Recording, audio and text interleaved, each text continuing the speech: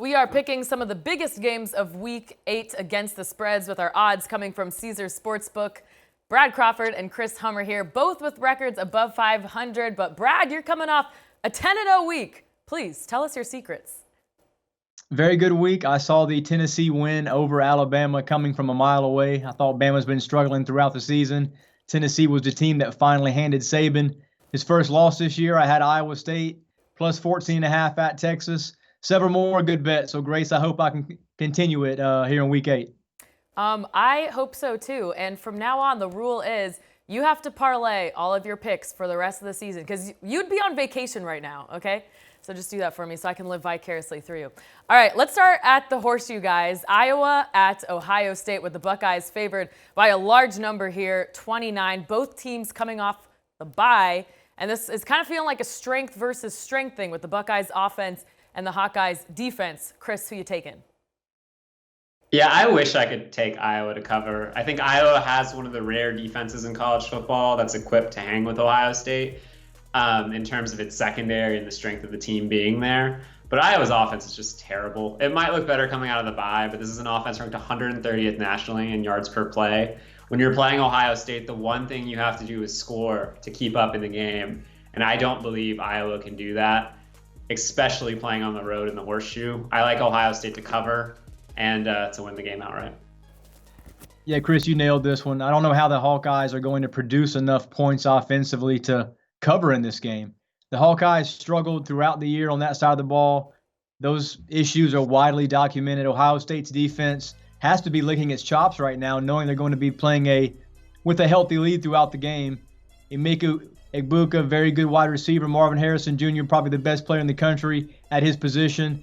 I'm not sure Iowa scores a touchdown in this game, so I like Ohio State big once again, covering a sizable number. This is the best team in college football through Week 7, and I think the Buckeyes show it again on Saturday. All right, next let's go to the SEC Game of the Week on CBS. Number 7, Ole Miss at LSU. The Rebels looking for their first 8-0 start in 60 years, and some sharp movement on this one. Ole Miss opened as the 2-point favorite. It's now flipped to favor LSU by 1.5 at home. Brad, what's the move here? I was going to give this game out as my upset of the week after nailing Tennessee's win over Bama last week, but now LSU's the betting favorite after opening as a 2-point underdog. That's a heavy line swing, but I still like Brian Kelly's crew and what he's doing right now. LSU's only losses this season came by a point to Florida State and to Tennessee a couple weeks ago at home, so this is a very good football team. Tigers will have to stop the run, and if they're able to do that, I think Ole Miss loses for the first time this season, and I'll have more on this game in just a bit. Yeah, Brad and I were talking on Sunday about what kind of value LSU was here. Obviously, the line has swung a different direction, but I still like LSU in this game to cover and win straight up. I think they are, especially at home, a slightly better team than Ole Miss right now, and I know that's surprising considering Ole Miss's record. But if you look at Ole Miss's schedule, outside of a game against Kentucky, they haven't been particularly tested so far this year. And I would point out in that game against Kentucky, Will Levis played really well, and I think Jaden Daniels is the second best quarterback Ole Miss has faced this season. I think LSU has a front seven capable of slowing down Ole Miss's rushing attack. And we haven't really seen that this year. I think the biggest question for Ole Miss moving forward is what happens if Jackson Dart is forced to put the ball in the air a lot. I think LSU is going to have us answer that question this week. And I do think the Tigers have the answer there. I like LSU to win this game and to cover. And staying in the SEC, a top 25 matchup here. Mississippi State traveling to Tuscaloosa with Alabama, a 3-touchdown favorite. The Crimson Tide trying to win out now to make the playoff a little bit more urgency here. And this kind of feels like the season of streaks coming to an end. Another crazy one here. Alabama has won 14 straight. The Bulldogs' last win in this series was 2007, which was Nick Saban's first season in Tuscaloosa. Chris, where are you putting your money?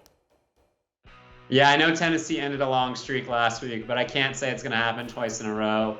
I really like Alabama this week. You do not want to play Alabama after a loss.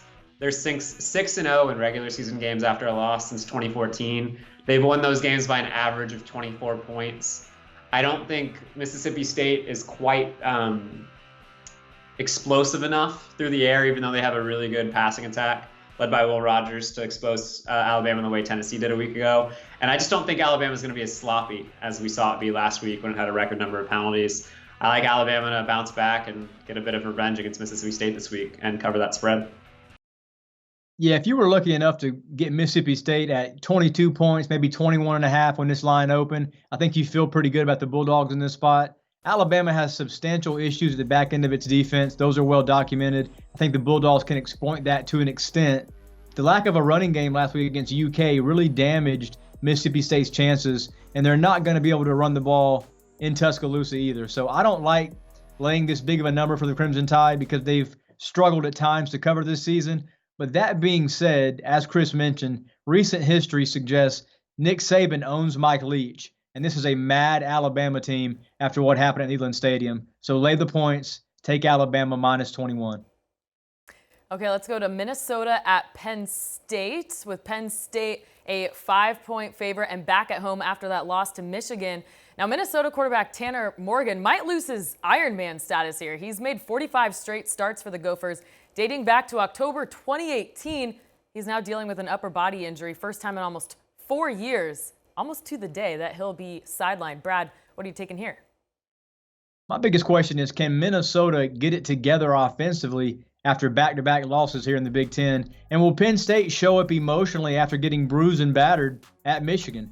That's what we're dealing with on both sides here as a bettor. The Nittany Lions have won the last 4 meetings in State College, and as long as this line does not shoot up by more than a touchdown by kickoff, I like Penn State to cover. Sean Clifford, quarterback from the Nittany Lions, needs to play well, and that's always a big if. Yeah, I mean, Sean Clifford's got the freshman right behind him, and I know a lot of people at Penn State are calling for Drew Aller to start, but I think Penn State's going to do enough this week to win. This is a whiteout game at home for Penn State. We know what that environment can be like for opposing teams. That said, I do like Minnesota to cover. Tanner Morgan's status might be up in the air, but the one thing Minnesota does really well is run the football. They're a top 20 rushing attack in college football, and we're coming off a week where Michigan ran for 400 yards against Penn State. That is a potential weakness for the Nittany Lions. I think they do enough to pull this game out, but Minnesota's run game and the way they control the clock keeps them in this game for 4 quarters. All right, and our final game of the slate, Texas A&M at South Carolina. The Aggies opened at 4.5 favorites. Now they are favored by 3.5, so some line movement there. But the Gamecocks getting hot on a 3-game win streak now. The Aggies coming into this one off a bye. Chris, where are you going here? Yeah, I think that South Carolina win streak's a bit of fool's gold. South Carolina's offense is really bad.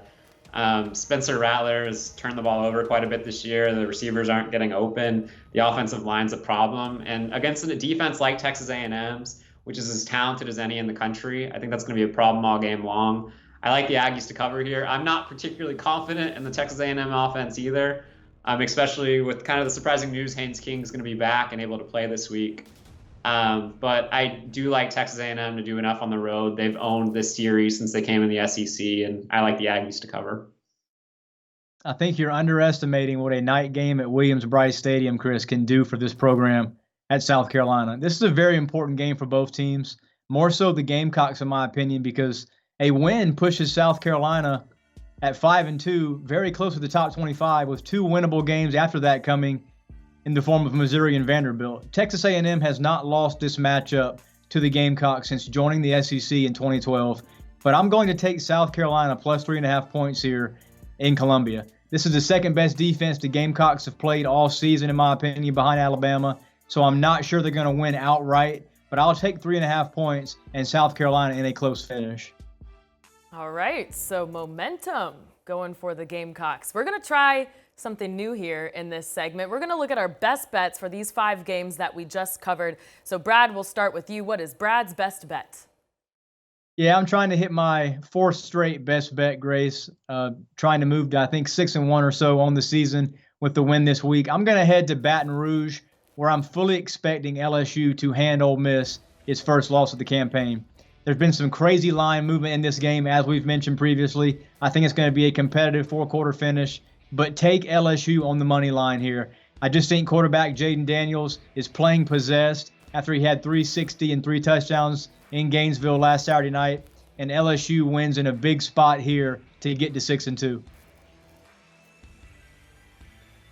All right, Chris, give us Hummer's hammer. I got to go Alabama. You don't want to play Alabama after a loss.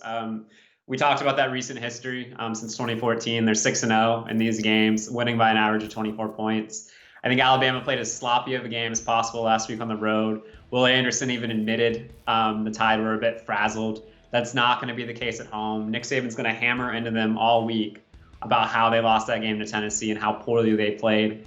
I expect them to respond. Mississippi State's a really good football team, but they're just catching Alabama at the wrong time. And plus, as Brad mentioned earlier, Mike Leach has struggled in his career against Alabama.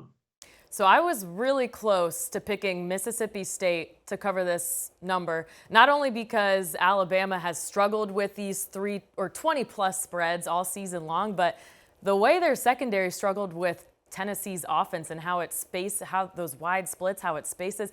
I mean, Mike Leach is actually one of Josh Heupel's early influences, so some similarities there. But Chris, you kind of talked me out of it. So Grace's good call is actually Iowa. I think they're going to keep it close enough to cover. Obviously, they have the offensive struggles, but if they control the tempo, play well on defense, I think they can stay within this large number. Looking at some of their recent games, they actually held Michigan to 27 points, held the Illini to 9. Illinois is actually fairly good at scoring points. And the Hawkeyes enjoy playing on the road. They've covered the spread in 8 of their last 10 games away from home. But besides that, I think it's more about Ohio State. They're just looking for an escape win here. They got 16 Penn State coming up in State College, so they got to get in here, get the job done, then get the heck out of there. All right, well, those were our picks against the spread for the 5 biggest games of Week 8. For more content like this, be sure to like this video and subscribe to the 24/7 Sports YouTube channel.